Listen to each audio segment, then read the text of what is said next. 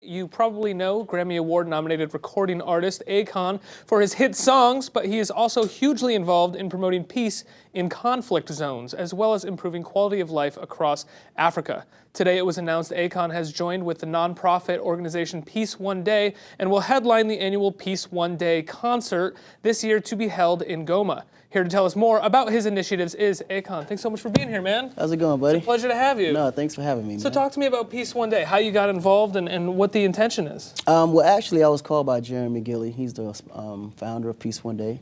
They created a day every September the 21st. For the last 15 years, it was a day to actually promote peace around the world. So this year, they're holding it in the Congo, which is in Africa. So he reached out to me to become the face of that and help him spread that message. Yeah. What excites you about doing this in the Congo?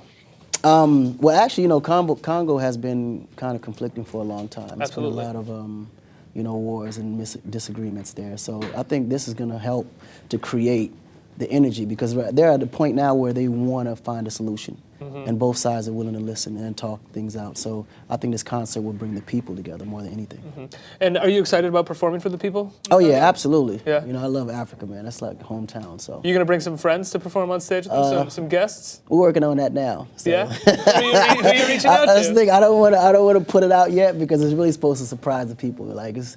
You know, people that normally wouldn't expect the Congolese to believe will be there. So we're working on it. I mean, you got a lot of friends, I would imagine. Yeah. I imagine there's a lot of people that want to work with you. You're first generation American at this point. Your parents were from Senegal, right? Yep.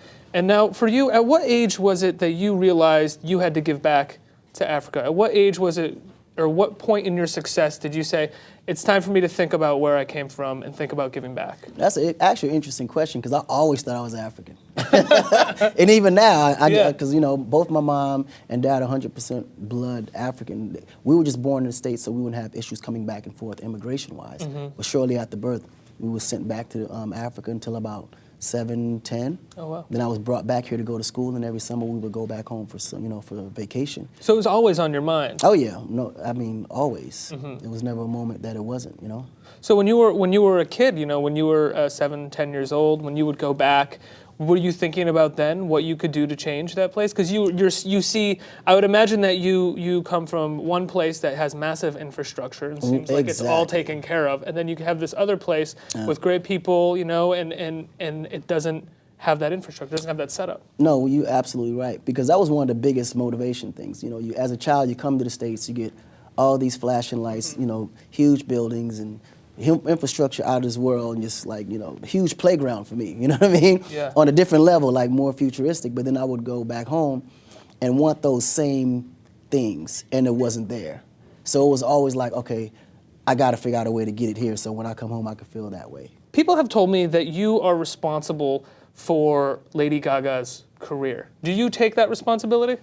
I wouldn't take the responsibility of her career, but you know, I did give her the platform in which she used to take her career off. But one's career is based on the work they put in. Right. You never want to take away the hard work that she puts in, because she's one of those people that just wants to win and will do by any means what it takes to win. So she deserves all the credit for her success, for sure. Were you surprised when you gave her that initial platform? Were you surprised at all the twists and turns that she's gone on with her career? I mean, she's pretty. She always remakes herself, you know. No, I mean, she finds a way to represent herself to the audience every time she gets on that stage. So like getting puked on. We're always like, no, like that shocked me. Did it really? Absolutely. I'm sure you were shocked too. I was shocked.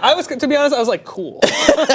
You know, like that's the beauty of it, because even no matter how involved you are with her, you're always gonna be surprised of things that she does. You know, and that's the beauty of an entertainer. She finds ways to entertain you. Well, that ain't my position with the young homie, but we was just together. And, you know, his spirit was positive. You know, he moving forward. You know, and that's the way you handle that. You know, you learn from your mistakes and you move forward.